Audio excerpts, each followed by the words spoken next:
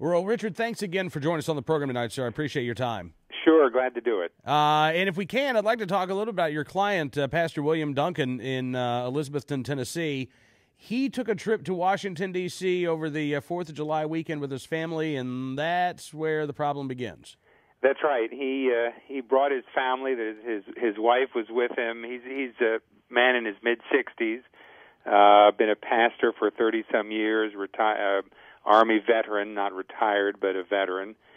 He was with his wife, his daughter, who is a local police officer, his son-in-law, who is a federal law enforcement officer, and his young granddaughter and very young grandson. And they had come here to enjoy the 4th of July weekend and for the first time see the national fireworks display. And unfortunately, they were, as it turned out, they were staying at a Holiday Inn on Capitol Hill. They had reservations there. What they weren't aware of was that the Holiday Inn garage shares the garage with a federal agency. And so as the two vehicles pulled into the garage, the son-in-law's vehicle in the front and Pastor Duncan's behind, the guard there asked if they had any firearms, and the son-in-law said, "Yes, I do. I'm a federal law enforcement officer," and showed his credentials, and he was let in.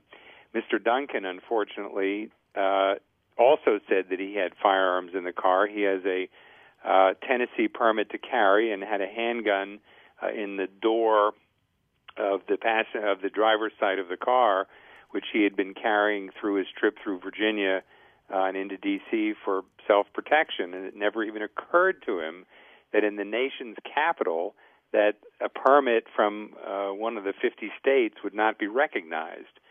And so he told the guard that he had a firearm in the car, and when was asked for his credentials, all he could produce was his Tennessee permit. Well, that wasn't obviously good enough, and within a matter of moments, I'm told, there was Metropolitan police officers and the SWAT team were called out, as well as federal officials who have use of that garage.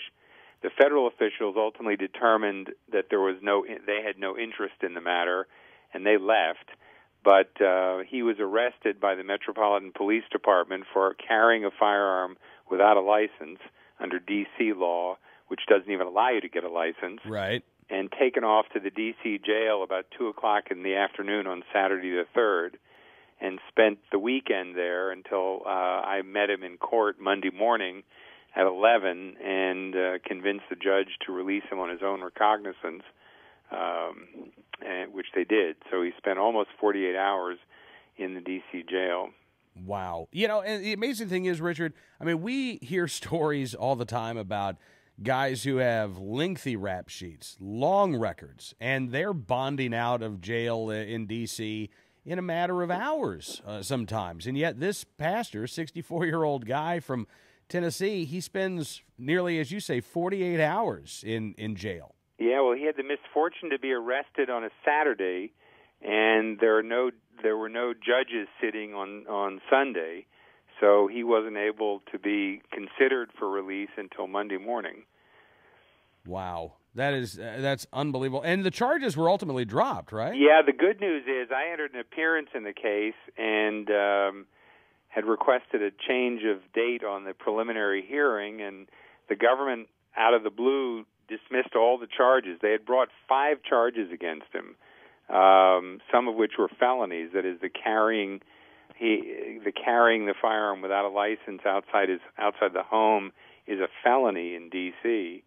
And they charged him with that. And they charged him with possession of unregistered firearm, possession of ammunition for an unregistered firearm, and he had a second firearm, a second handgun in the car as well. And they found that because he honestly told them, when they said, "Where are the guns?" he told them where they were, and so of course he missed the fireworks as well. His family was so upset that they didn't even bother to go to the fireworks and just spent the whole weekend sitting in the hotel waiting for Monday morning. As I said, the story at least has a happy ending. The U.S. Attorney's Office I think, recognizes that this was just not the kind of case that they ought to be bringing, and they ultimately dismissed it.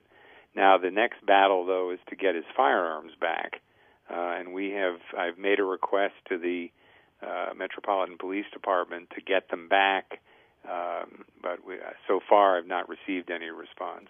No, not even a response yet. Not even a response. Wow. All right. Well, Richard, we're going to continue following this story, and if you win, you do get a response back from the Metropolitan PD. Let us know, will you? I'd be glad to. All right. Thank you so much, sir. Attorney Richard Gardiner joining us here on NRAnews.com.